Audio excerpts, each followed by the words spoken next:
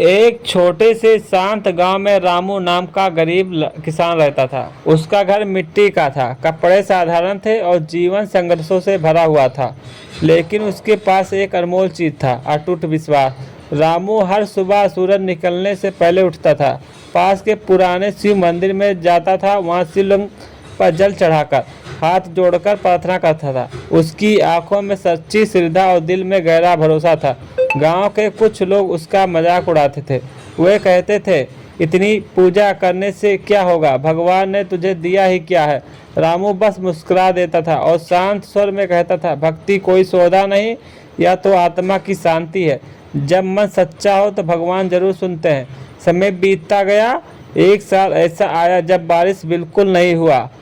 खेत सूख गए, फसलें बर्बाद हो गई और गांव में भूख का डर फैलने लगा। रामू की मेहनत की सारी फसल नष्ट हो गई। घर में अनाज खत्म हो गया। उसकी पत्नी और बच्चे चिंतित थे, लेकिन रामू का विश्वास अडिग रहा। वह रोज मंदिर जाता था और कहता था, हे भोलेनाथ, यह भी आपकी परीक्षा है, मुझे आप पर पूरा भरोसा है। गांव वालों ने फिर ताना मारा, देख लिया तेरे भगवान का चमत्कार। रामू ने शांत भाव से जवाब दिया, भगवान देर करते हैं, अंधेर नहीं। एक दिन गांव में पंचायत बैठी। सभी लोग सूखे से परेशान थे।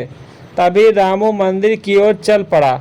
उसने शिवलिंग के सामने दीपक जलाया और आंसू भरी आंखों से प्रार्थना की, हे महादेव, अगर मेरी भक्ति सच्ची है तो इस गांव की रक्षा कीजिए। ये लोग अज्ञान में हैं पर दिल से बुरे नहीं। अचानक आसमान में काले बादल घिर आए, तेज हवाएं चलने लगी। कुछ ही देर में बिजली कड़की और मूसलाधार बारिश शुरू हो गई।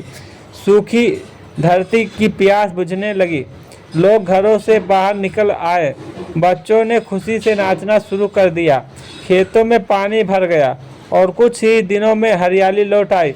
गांव वाले स्तब्ध हो गए। उन्हें अपनी गलती का एहसास हुआ। वे रामू के पास आए और बोले, हमें माफ़ कर दो, हमने तुम्हारी भक्ति का मजाक उड़ाया, लेकिन आज समझ आया कि सच्ची श्रद्धा में कितनी शक्ति होती है। रामू ने विनम्रता से कहा, यह मेरा नहीं, भगवान शिव का चमत्कार है। वे अपने भक्तों की परीक्षा लेते हैं, लेकिन कभी उनका साथ नहीं छोड़ते। उस दिन से पूरे गांव ने मिलकर शिव भक्ति शुरू कर दी। मंदिर में रोज आरती होने लगी। लोगों ने दिलों में विश्वास की ज्योति जल उठी।